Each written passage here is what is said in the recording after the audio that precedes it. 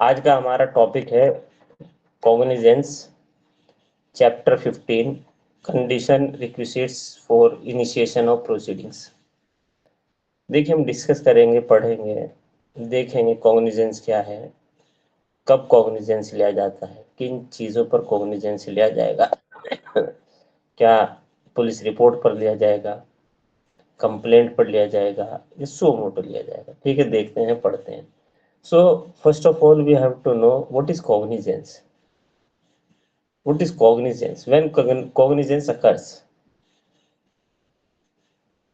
what is cognizance? Yes, please, anyone. What is cognizance? Anyone? Cognizance means when court applies its judicious mind. When court apply its judicious mind upon a case when it is made to the court under section 210, either by complaint or by police report or suo motu, for the purpose of starting or commencing or initiating the proceedings. Clear है बात? Yes no? समझ आया थोड़ा सा cognizance है क्या? ठीक है, चलिए जरा देखिए सेक्शन 210, बताइए। Section 210 Cognizance of offences by magistrate. Subsection 1 Subject to provisions of this chapter, any magistrate of first class and any magistrate of second class, especially empowered in this behalf under subsection 2, may take cognizance of any offence A. Upon receiving a complaint of facts, including any complaint filed by a person authorized under any special law which constitute such offence. ठीक है, when magistrate कौन कौन ले सकता है? The magistrate of first class and second class में take a cognizance. It means the court is not bound to take a cognizance. Yes no? बताइए। Court is not bound to take a cognizance. The judicial magistrate first class and judicial magistrate second class may take a cognizance. Number one, upon a complaint made by any person.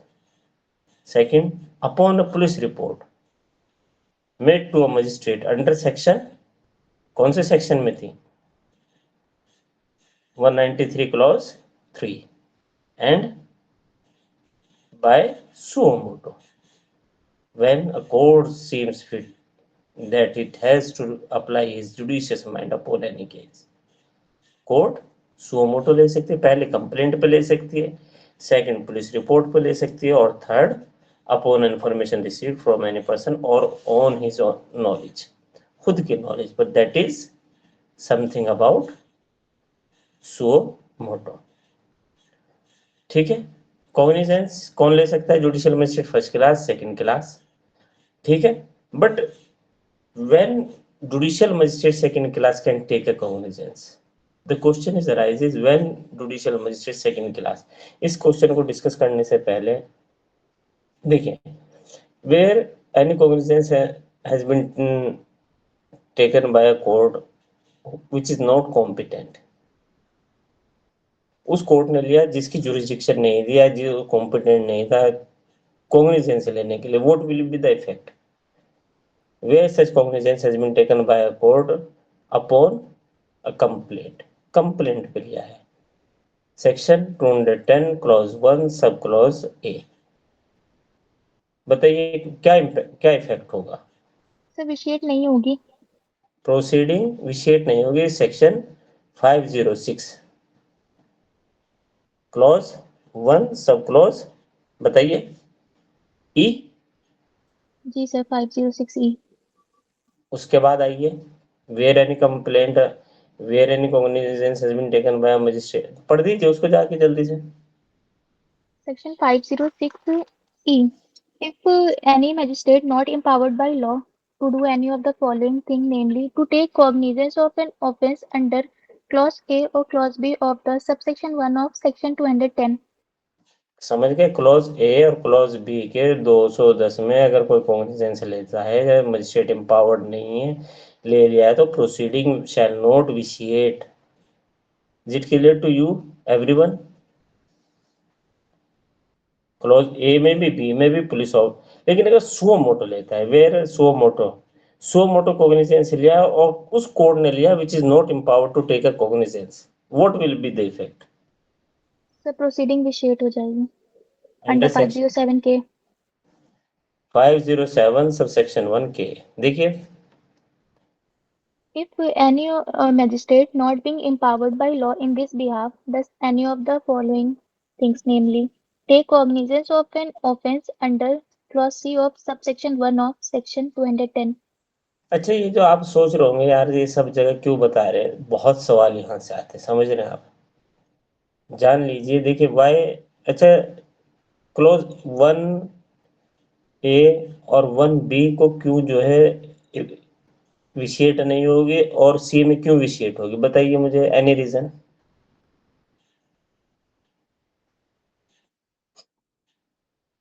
Anyone?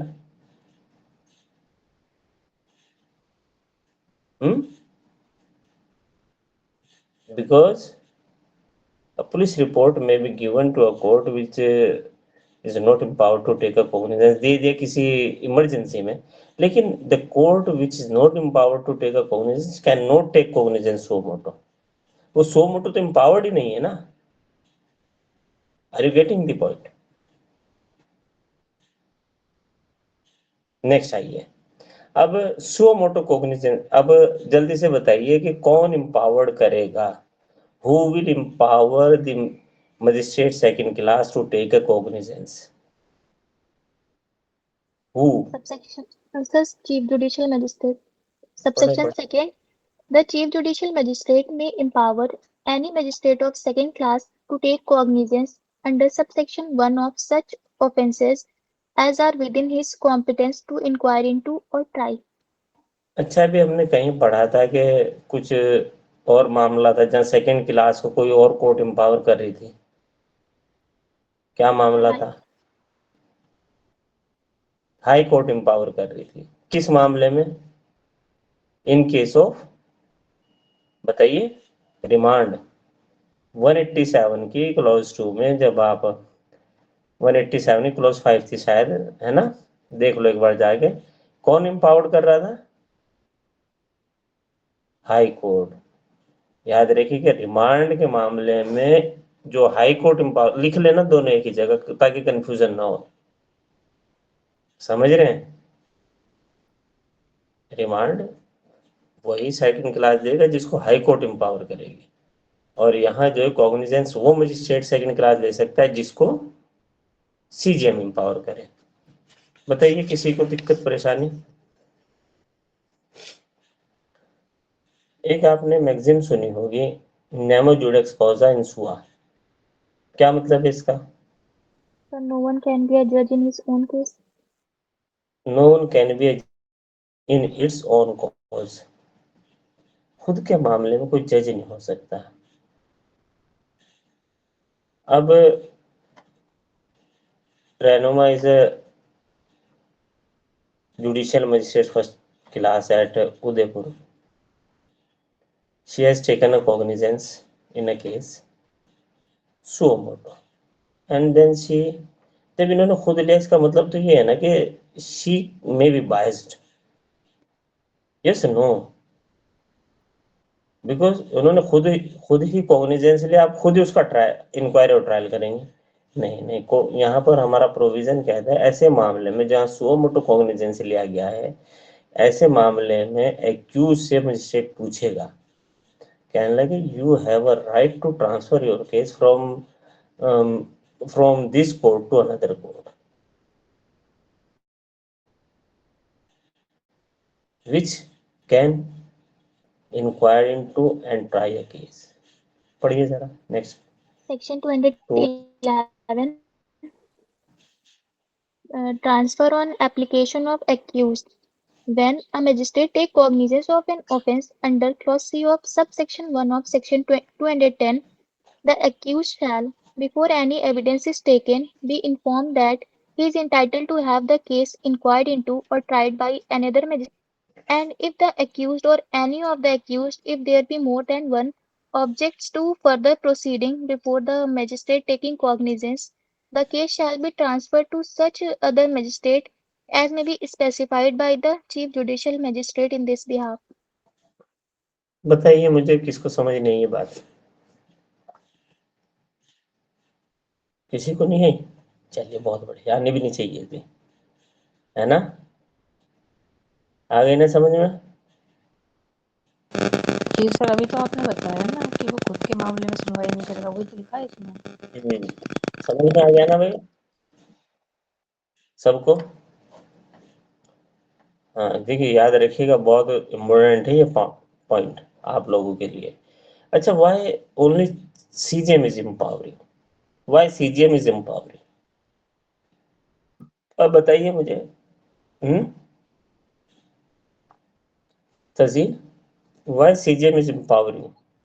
Sir JMFC से तो बड़ा वही है ना hierarchy में CJM. देखिए, जो business का अलॉटमेंट होता है वो कौन करता है? सीजीएम ही करता है। इसलिए जाके पढ़ लेना, सेक्शन 89 में कहीं लिखी है ये बात, ठीक है? नेक्स्ट, अब देखिए, कॉग्निजेंस किसी चीफ जुडिशियल मजिस्ट्रेट ने लिया। चीफ जुडिशियल मजिस्ट्रेट कॉग्निजेंस लेने के बाद देखिए, generally chief judicial magistrate not try the case, निचली कोर्ट ट्राई करेंगी। सीजीएम भी करते हैं, ऐसे नहीं है, लेकिन निचली कोर्ट करेंगी जेएमएफसी और जेएमएससी। अब सीजीएम ने किसी केस में कॉग्निजेंस लिया, कॉग्निजेंस के बाद उन्हें लगता है कि the case is one to whom the subordinate court is also empowered to try, inquire into and try the case, then the chief judicial magistrate may make over the case to the subordinate magistrate. पढ़िए जरा, make over. Section 212 Making over of cases to magistrates. Subsection 1 Any chief judicial magistrate may, after taking cognizance of an offence, make over the case for inquiry or trial to any competent magistrate subordinate to him. Next. Second, any magistrate of first class empowered in this behalf by chief judicial magistrate may, after taking cognizance of an offence, make over the case for inquiry or trial to such other competent magistrate as the chief judicial magistrate by general or special order specify, and thereupon such magistrate may hold the inquiry or trial. CGM JMFC को कर सकता है और JMFC जेएमएससी को, yes no? ठीक है ना? After taking a cognizance. भाई औरों को समझ नहीं आएगा ये रहनुमा सगुन बुशरा आयत है? No one is responding. ठीक है, क्लियर है ना? Is it clear to everyone? देखिए, अभी तक जो हम पढ़ रहे थे, it was a part of prelims में बहुत अच्छा खासा पूछा जाता है। अब हम जो पार्ट पढ़ने जा रहे हैं ये, अगर बीएनएसएस नाउ अगर सीआरपीसी से क्वेश्चन बनता था तो ये तो हमने भी लिखे हैं। हर मेंस में हमने जो है इस क्वेश्चन को पाया है। व्हाट क्वेश्चन क्या है? किस क्वेश्चन को पाया है? Court of session shall not take a cognizance, states its exception, states its exception. Court of session cognizance नहीं लेती generally. No court of session shall take a cognizance. Why it is? क्यों? अच्छा, why it is? Anyone? बताइए। तो काफी सारे cases रहते हैं तो कोर्ट ऑफ सेशन पे बर्डन भी आ जाएगा ना हर का कॉग्निजेंस लेगी तो। ये ना नॉन लॉ वाली बात मत करो। दूसरी बार पढ़ रही हो। कमिटमेंट होता है केस, कमिटल किया जाता है। When the magistrate, after taking a cognizance or the evidence of a witnesses, then it commits a case for a trial to the court of session. Yes, no? उल्टी बात मत क्या करो, ठीक है। Now the question is arises whether court of session can try the case. Sorry, whether court of session can take a cognizance. There is a principle that no court of session shall take a cognizance of any case in its original jurisdiction. Original jurisdiction में, original jurisdiction, are you getting my point? What is original jurisdiction? Initially shall not take a appeal में हो सकता है, but not in original jurisdiction except otherwise provided. Except otherwise provided. समझ रहे हैं मेरी बात में क्या कहना चाह रहा हूं? जनरली कोर्ट ऑफ सेशन जो है कॉग्निजेंस नहीं लेती अपनी ओरिजिनल जुरिस्डिक्शन में, कुछ मामलों को छोड़कर। तो जो सवाल पूछा गया वो पूछा गया कि वो कौन से मामले हैं जब कोर्ट ऑफ सेशन कॉग्निजेंस लेगी। पढ़िए जरा। Section 213 Cognizance of offences by court of session except as otherwise expressly provided by this Sanhita or by any other law for the time being in force, no court of session shall take cognizance of any offence as the court of original jurisdiction unless the case has been committed to it by a magistrate under this Sanhita. समझ में आया? Yes no? कुछ बात समझ में है कि मैं कहना क्या चाहता हूँ? रहनुमा बोले, बताइए। Are you there?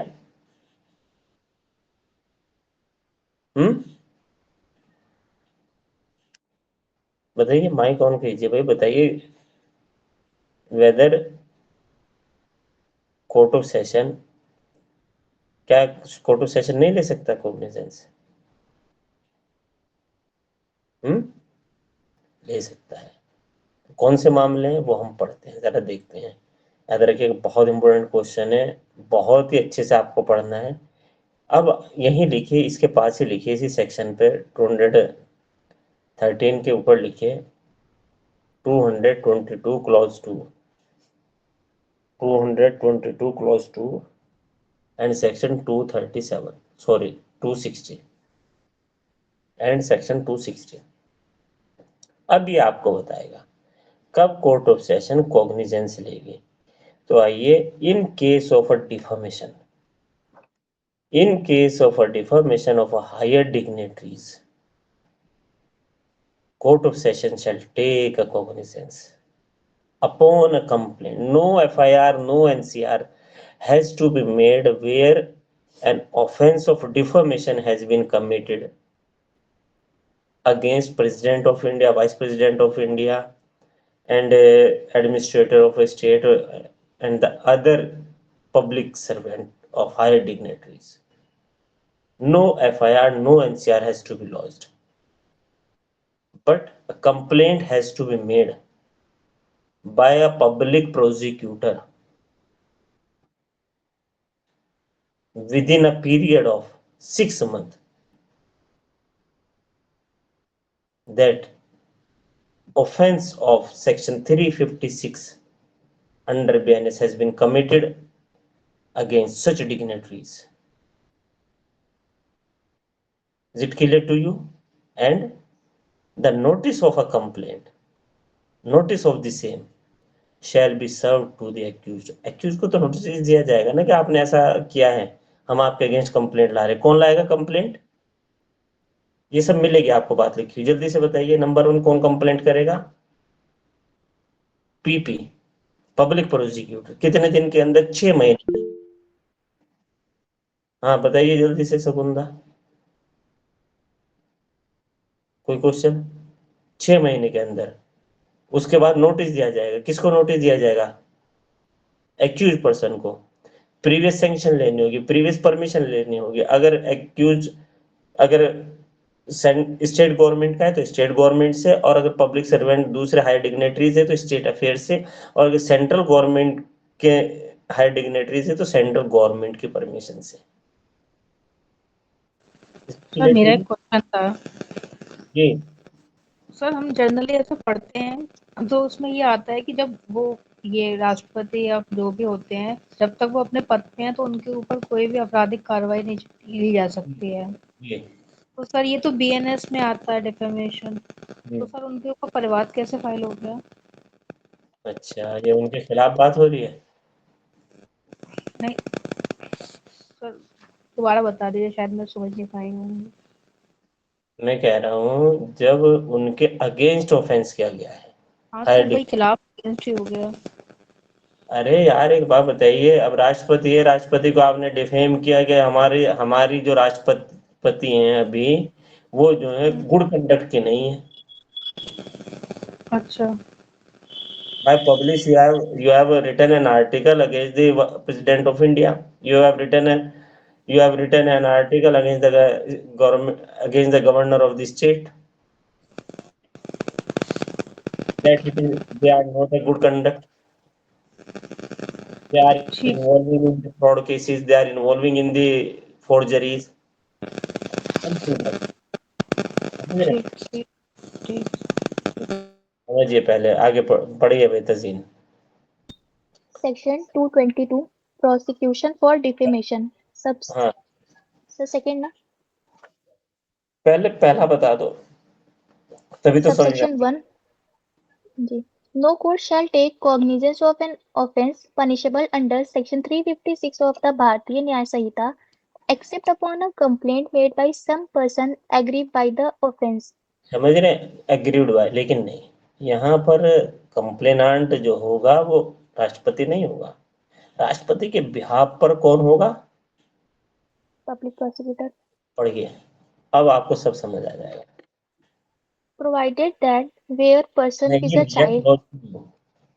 Subsection 2 notwithstanding anything contained in this Samhita, where any offence falling under Section 356 of the Bharatiya Nyaya Samhita is alleged to have been committed against a person who at the time of such commission is the President of India, Vice President of India, Governor of State, Administrator of Union Territory or Minister of the Union or of State or of Union Territory, or any other public servant employed in connection with the affair of the Union or of State in respect of his conduct in the discharge of his public function, a court may take cognizance of such offence without the case being committed to it upon a complaint in writing by public prosecutor.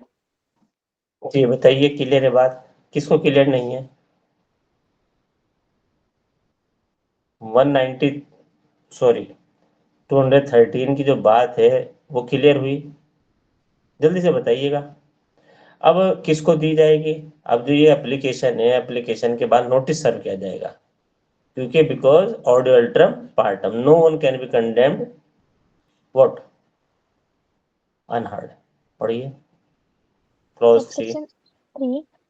Every complaint referred to in subsection 2 shall set forth the facts which constitute the offence alleged, the nature of such offence, and such other particulars as are reasonably sufficient to give notice to the accused of the offence alleged to have been committed by him. Clear है बात? Clause 4। No complaint under subsection 2 shall be made by the public prosecutor except with the previous sanction A of the state government. First, in the case of a person who is or has been the governor of the state or a minister of that government. समझ में आई? Second, what is it? वो क्या है? ये समझ रहे हो क्या कहना चाह रहा है क्लॉज 4? कोई भी कंप्लेंट नहीं की जाएगी बिना प्रीवियस सैंक्शन के कंसर्न सरकार के।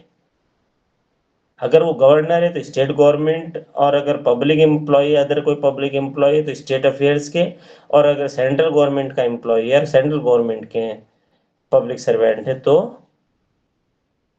दूसरे केसेस में वो सेंट्रल गवर्नमेंट से। Yes no?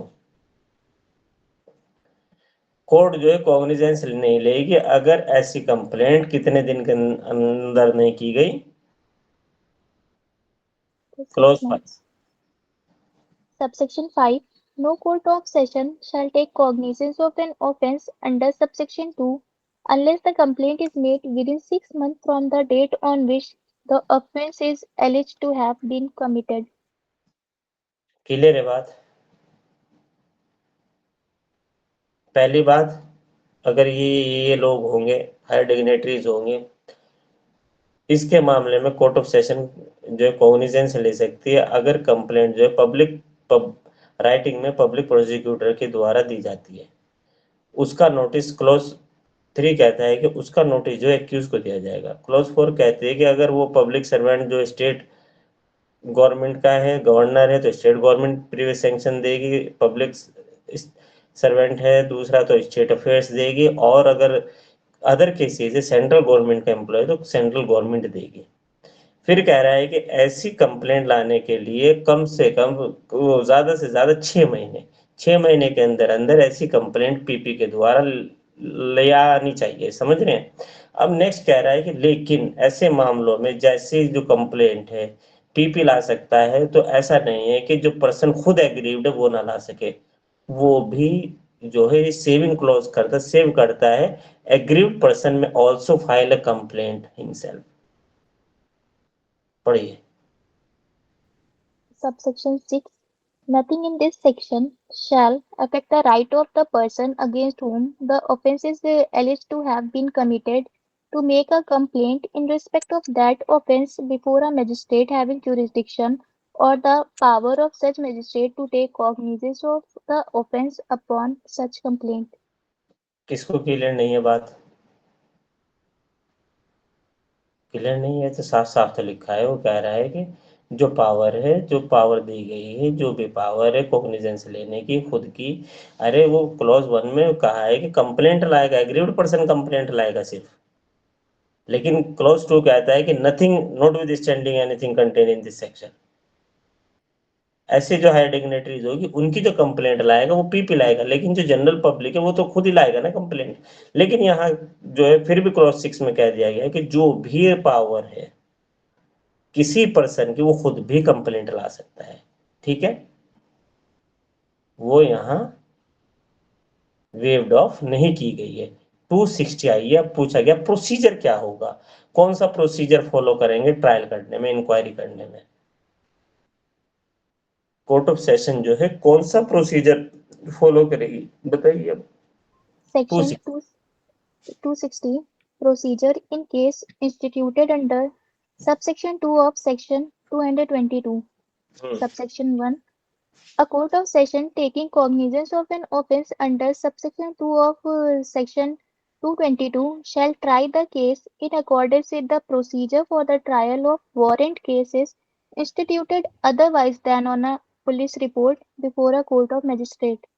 समझ रहे हैं? कॉग्निजेंस लेने के बाद जो ट्रायल होगा, ट्रायल में जो है प्रोसीजर होता है, जब हम ट्रायल पढ़ेंगे तो प्रोसीजर होगा, समन केस का प्रोसीजर, मजिस्ट्रेट ट्रायल होगी, कोर्ट ऑफ सेशन ट्रायल होगी।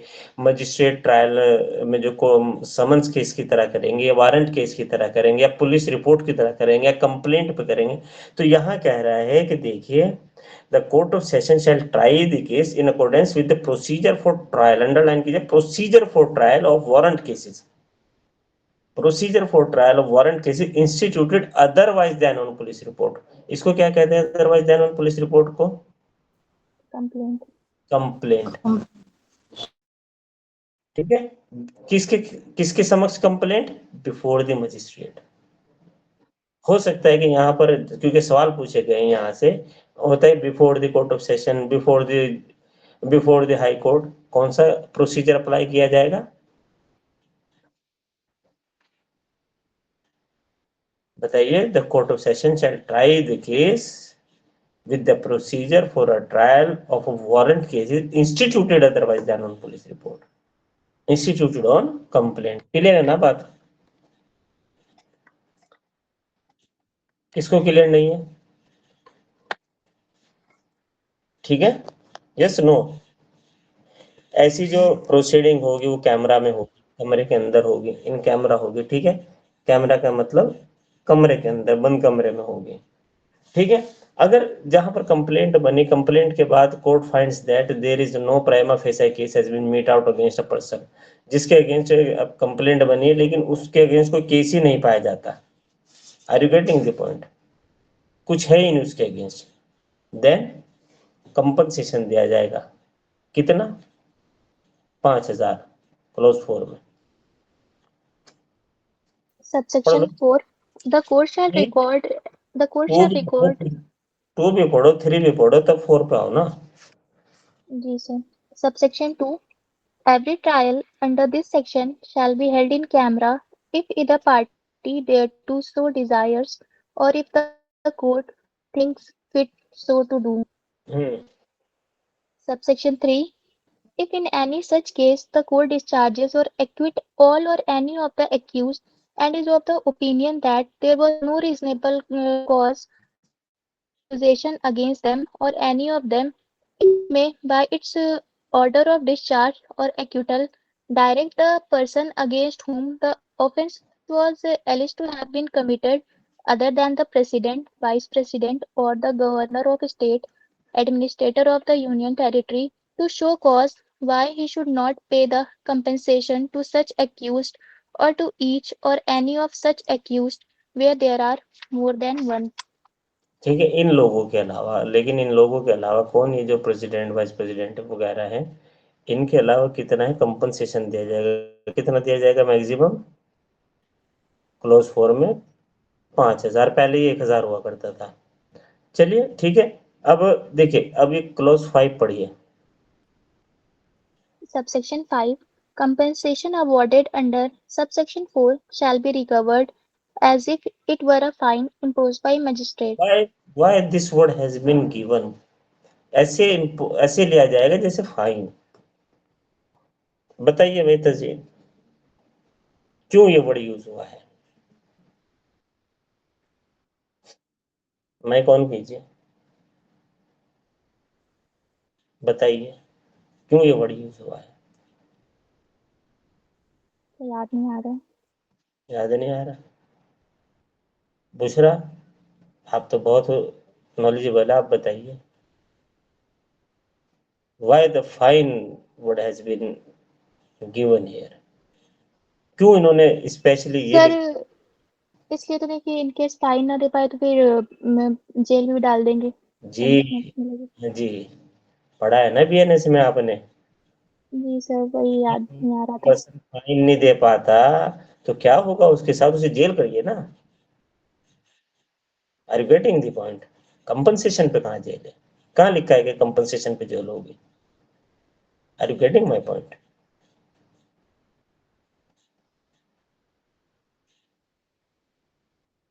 Yes no?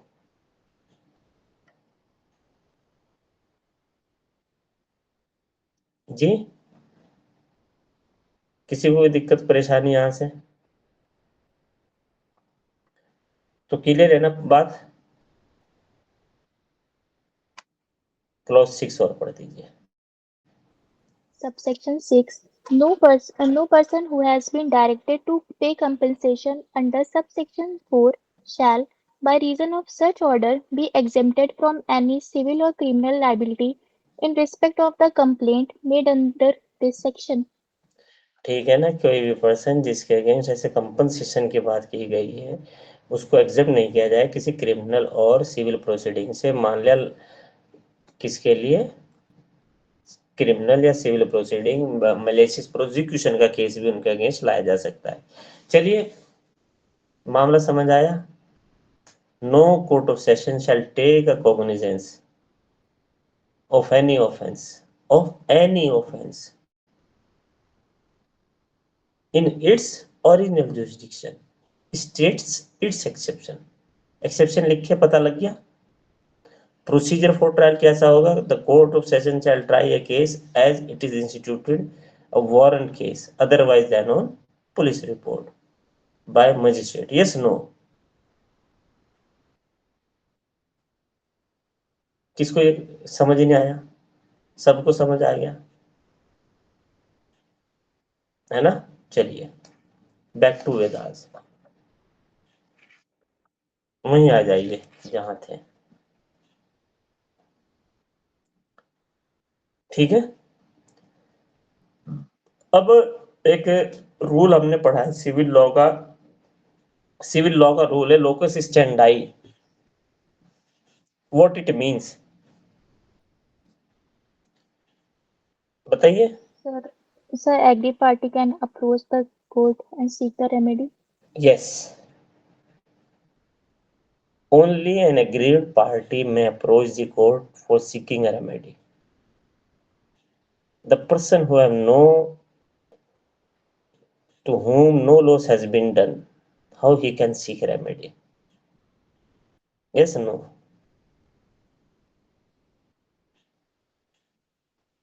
You be just, I be remedy. Where there is a right, there is remedy. Yes, no? अब जिसका राइट ही नहीं है वो रेमेडी कैसे लेगा? ये तो सिविल लॉ का मामला है। सिविल लॉ में the person who has a right, if you can seek a remedy, if on the violation of your right you may seek a remedy. If you have a right to vote and your right to vote and right to vote which you have a right to contest in favor of any candidate, and you have been prevented to casting your vote, then it is a violation of your right. It is a violation, though actual loss has not been done to you, but you have been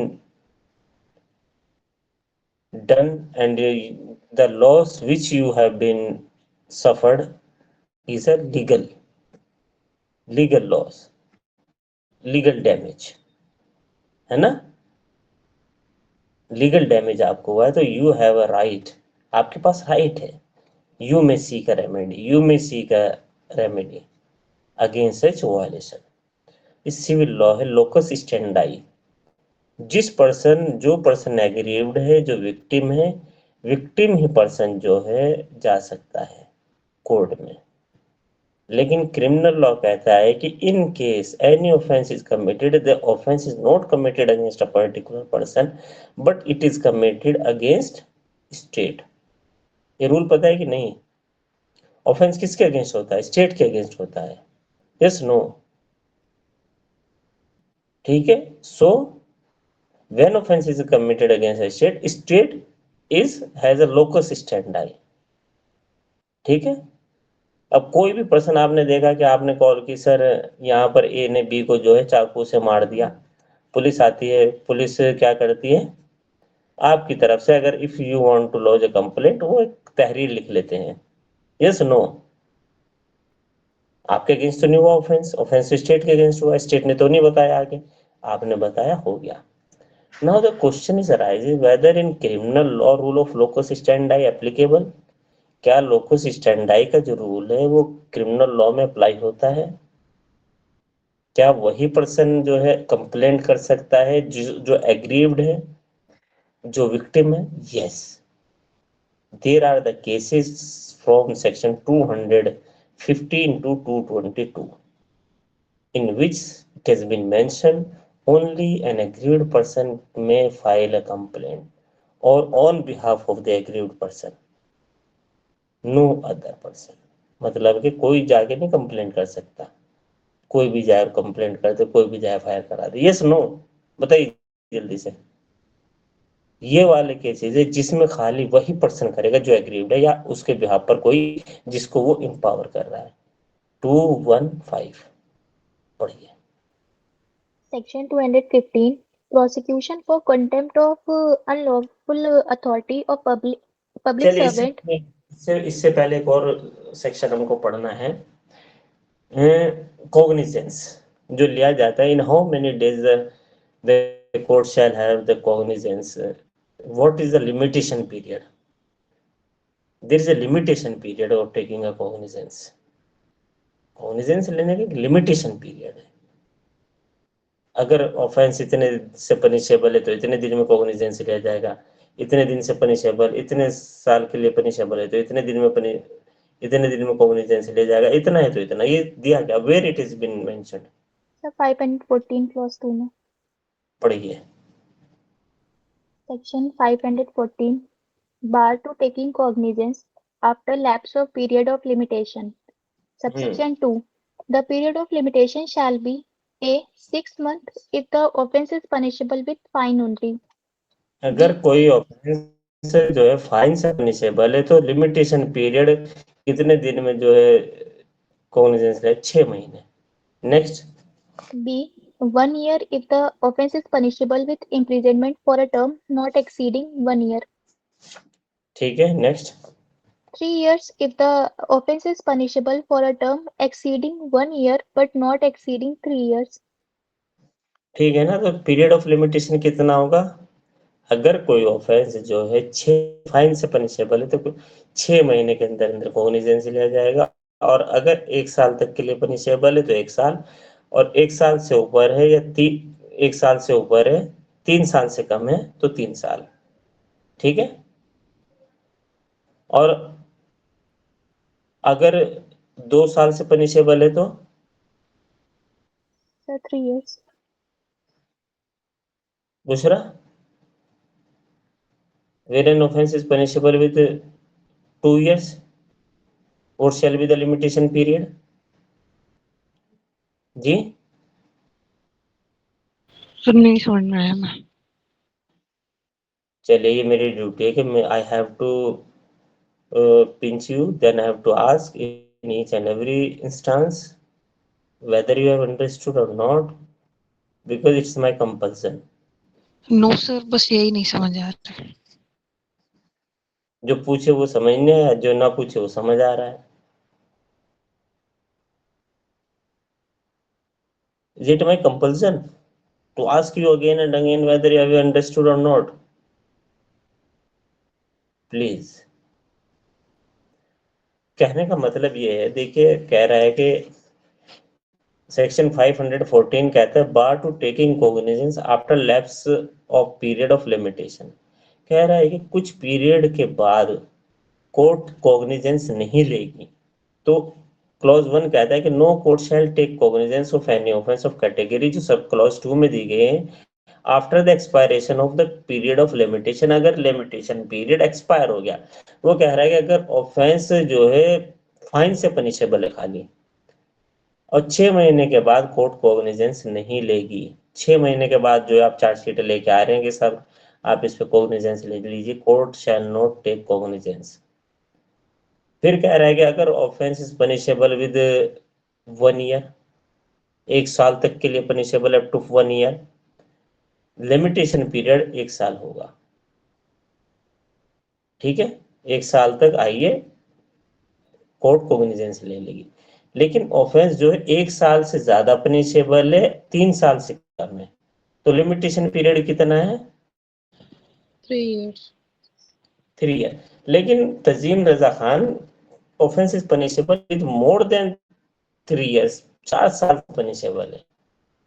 कितना होगा limitation period?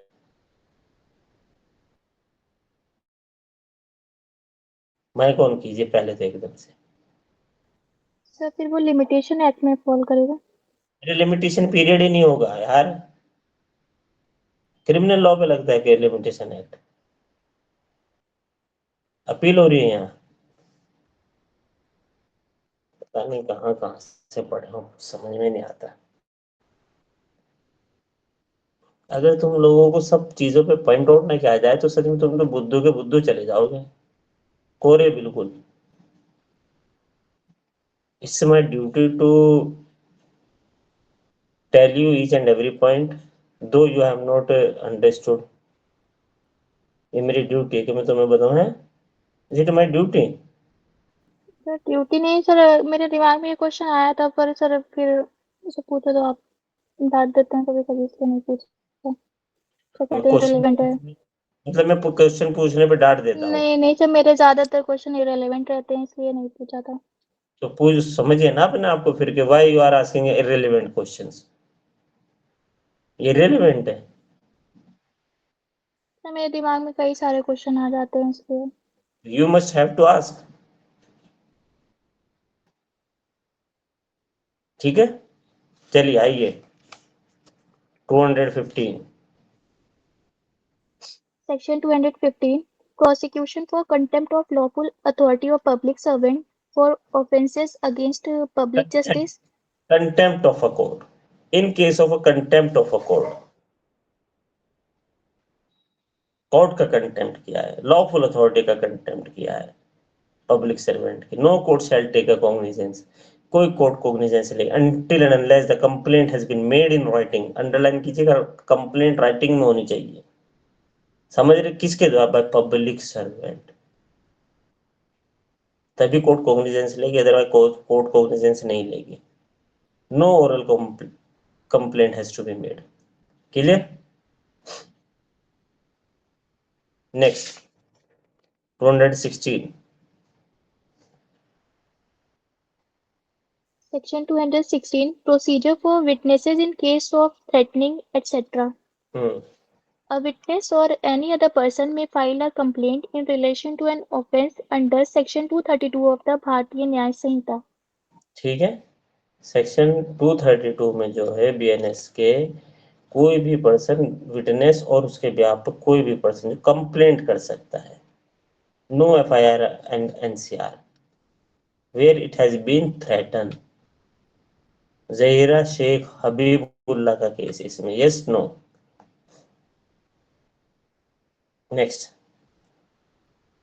Section 217. Prosecution for offences against state and for criminal conspiracy to commit such offence.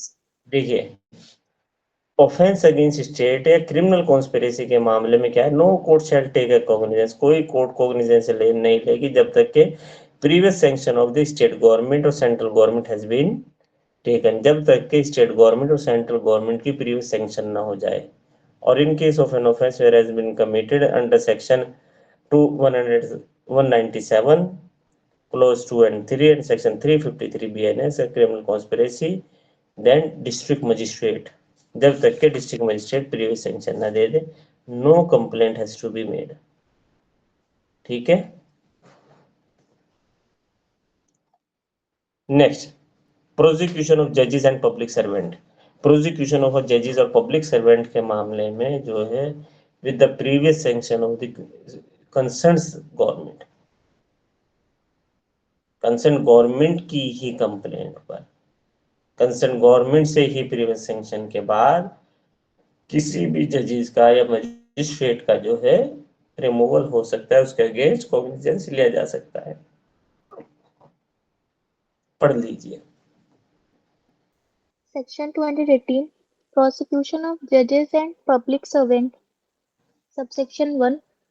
When any person who is or was a judge or magistrate or a public servant not removable from his office save by or with the sanction of the government is accused of any offence alleged to have committed by him while acting or purporting to act in the discharge of his official duty.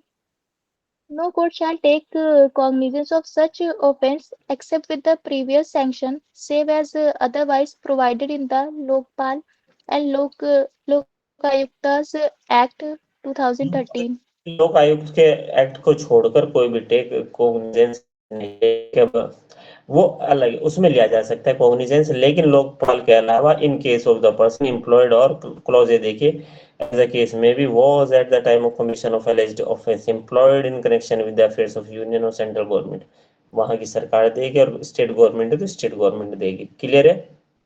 अगर कोई sanction जो है, देखिए सरकार के पास sanction के लिए जाता है मामला कि आप अपनी कंसेंट दे दीजिए, कोर्ट ने अब यहाँ सैंक्शन ही नहीं दे रही है। Are you getting the point? the government is not given the sanction or given the consent or permission to prosecute a public servant or judges, नहीं वो दे रहे, तो कितने दिन में मान लिया जाएगा कि कंसेंट हैज बीन गिवन और परमिटेड? क्लॉज प्रोविजन देखिए, Provided further that such government shall take a decision within a period of 120 days from the date of the receipt of the request for the sanction, and in case if it fail to do so, the sanction shall be deemed to have been accorded by such government. Clear है बात? याद रखिएगा, बहुत बार सवाल पूछा है। पहले ये जो है सुब्रमण्यम स्वामी वर्सेस मनमोहन सिंह के केस में जो है कोर्ट ने कहा था कि where no sanction has been provided और given by the concern government within a period of 90 days, 3 months, then the court shall deem the government had sanction, deemed sanction हो जाएगी। अब यहाँ कह दिया गया है कि अगर गवर्नमेंट जो है ये 120 days के अंदर अंदर सैंक्शन नहीं देती है तो मान लिया जाएगा कि सैंक्शन दे दी गई है। Yes no? क्लियर है बात?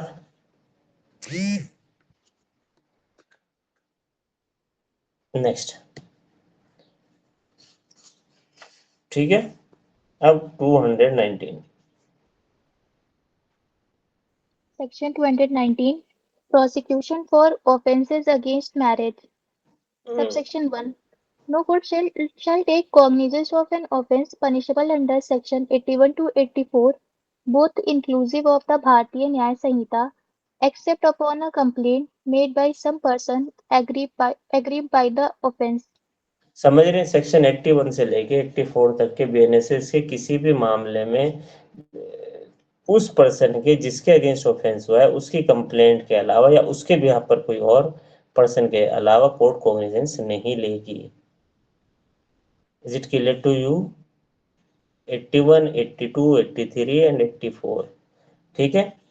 पढ़ दीजिएगा। ए सी इसमें देखिए एक बार, सी पूछा जाता है फिर। Where the person aggrieved by offence punishable under Section 82 of the Bharatiya Nyaya Sanhita. 82 means Sir, by वो गेमिंग। बाइगेमी.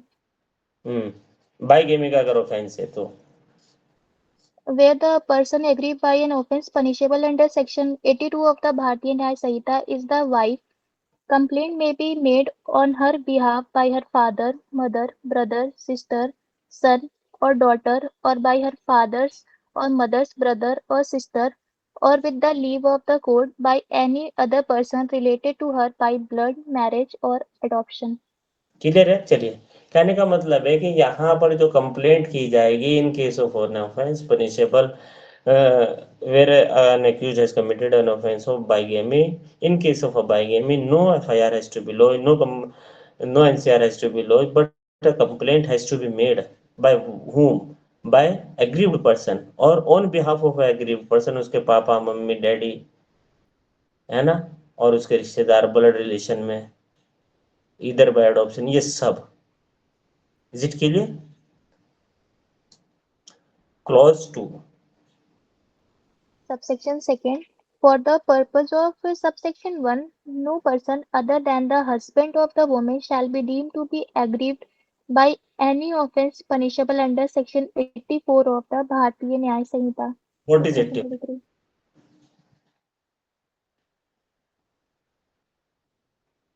23.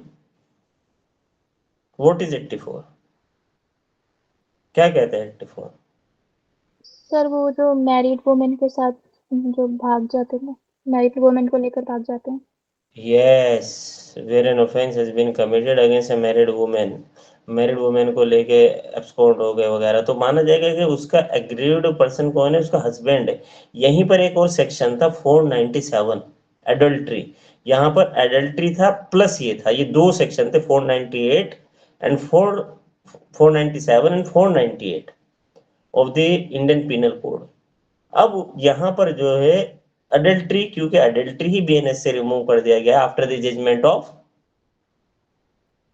किस जजमेंट के बाद अडल्ट्री को हटाया गया है? Joseph shine. Joseph shine versus union of India 2018, ठीक है। क्लियर है बात? तो यहां से भी अडल्ट्री हटा दिया गया। क्लियर है बात? Yes no? क्लॉज 6 देखिए, अगर कोई ऑफेंस जो है सेक्शन 64 में फॉल होता है, रेप वाला मामला है, रेप वाला मामला जो है खुद की वाइफ के अगेंस्ट है, तो वाइफ के द्वारा कंप्लेंट 1 साल के अंदर अंदर ले आनी चाहिए, अदरवाइज कोर्ट जो है कॉग्निजेंस नहीं लेगी। पढ़िए। सर 4, सर क्लॉज 6 ना? Sir, no court shall take cognizance of an offence under section 64 of the Bharatiya Nyaya Samhita, where such offence consists of sexual intercourse by a man with his own wife, the wife being under 18 years of age, if more than 1 year has elapsed from the date of the commission of the offence. Is it clear to you? अगर खुद की wife के साथ which is below of 18 years है, 18 years की है, and more than 1 year is elapse, no court shall take a cognizance. Clear है बात?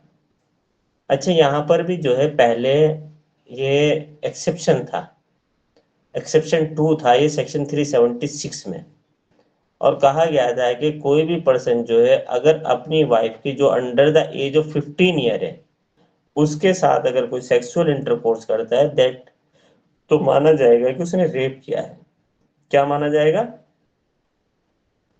रेप किया है under the age of 15 year. तो यहाँ पर जो है independent thought versus union of India, वही सुप्रीम कोर्ट की 5 जज कॉन्स्टिट्यूशन बेंच ने कहा नहीं यार, it is it is derogatory things has been mentioned in the statute which differentiate between the married woman and unmarried woman. Unmarried women में rape किसके against होता है? 18 से कम जो होगी वो रेप माना जाएगा कि नहीं? तो वाई हियर ओनली 15? तो कोर्ट ने जो स्ट्राइक डाउन कर दी थी उस एक्सेप्शन को और कहा था कि इसको ऐसा पढ़ा जाए, 15 की जगह 18 पढ़ा जाए। उसी को अब यहाँ 18 ऐड कर दिया गया। Yes no? नेक्स्ट आइए 220। देखिए, इन केस ऑफ बाइगेमी कंप्लेंट की जाएगी उसके द्वारा या उसके रिलेटिव्स और ब्लड और अडॉप्शन के द्वारा। यहां पर आइए देखो,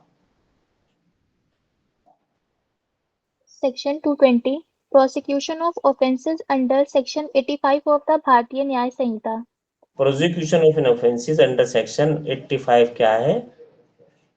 Sir, harassment, cruelty against a wife, cruelty है और हैरेसमेंट है। इन केस वहां पर क्या होगा, यहाँ पर जो है पुलिस रिपोर्ट भी हो सकती है और कंप्लेंट भी हो सकती है।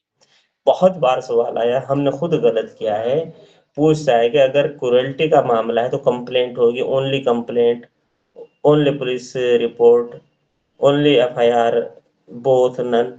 कभी आता है कि in case of bigamy no court shall take a cognizance except the complaint police report. तो याद रखिएगा, इसीलिए यहाँ पर मैं आप लोगों को जो है एम्फेसाइज कर रहा हूँ। क्लियर है बात? हमने बात क्या समझाई है, कौन बताएगा ये बात? शगुन, क्या बात समझाइए, बताना।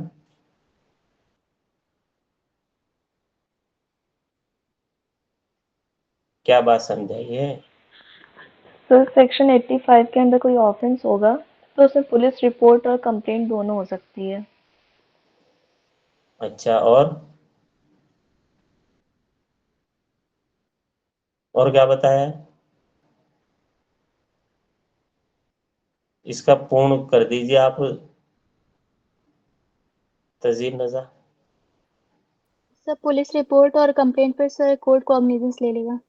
और एक और भी तो बताया है ना, इन केस ऑफ 82 का ऑफेंस अगर हुआ है तो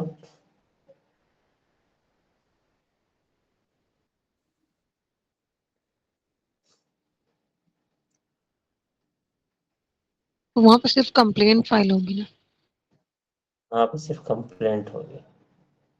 चलिए, कल से तुम्हारी क्लास बंद होगी, पढ़ लिए तुम लोग, बस पढ़े 220। Section 221. पढ़ो। No court shall take cognizance of an offence punishable under Section 67 of the Bharatiya Nyaya Samhita, where persons are in marital relationship except upon prima facie satisfaction of the fact which constitute the offense upon a complaint having been filed or made by the wife against the husband. ये कहाँ पढ़ रही हो? ये 220 है क्या? So sorry, 221 पढ़ दिया. इलाज करवाइए. Section 220. Prosecution of offences under Section 85 of the Bharatiya Nyaya Samhita.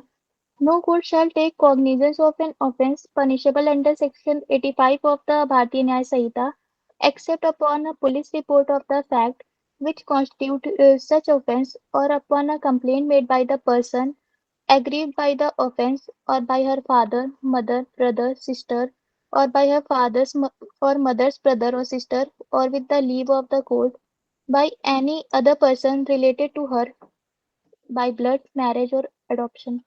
Clear है बात?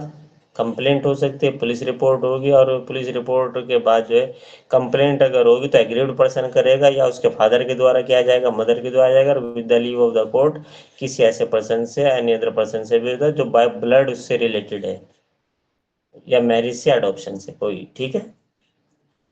221. Section 221. Cognizance of offence. No court shall take cognizance of an offence punishable under Section 67 of the Bharatiya Nyaya Samhita, where persons are in a marital relationship, except upon a prima facie satisfaction of the fact which constitute the offence upon a complaint having been filed or made by the wife against the husband. ठीक है. जहाँ पे जब marital rape वाला मामला जो आ जाता है, जुडिशियल सेपरेशन में थे, जुडिशियल सेपरेशन के बाद मैरिटल रेप आ गया, 376 बी हुआ करता था ये आईपीसी में, अब 67 हो गया. अब यहाँ पर जो है अगर कोई पर्सन अपनी वाइफ के साथ ही खुद मैरिटल रेप करता है, मैरिटल उसमें जुडिशियल सेपरेशन में रह रहे हैं दोनों के दोनों, जुडिशियल सेपरेशन के दौरान if any intercourse has been committed, ठीक है, कोई इंटरकोर्स किया जाता है वाइफ के अगेंस्ट हस्बैंड के द्वारा, तो only wife can complain, no police report, no FIR, complaint होगी. Are you getting the point? Complaint किसके द्वारा होगा? कोई एग्रीव्ड पर्सन, वाइफ वर्ड है, कोई और नहीं है ना, no mom, no dad, no other person, no blood relation, no son, no daughter. Yes no? अब मुझे जल्दी से बताइए, कॉग्निजेंस वाला पार्ट समझ में आया? क्लियर है सभी को? कॉग्निजेंस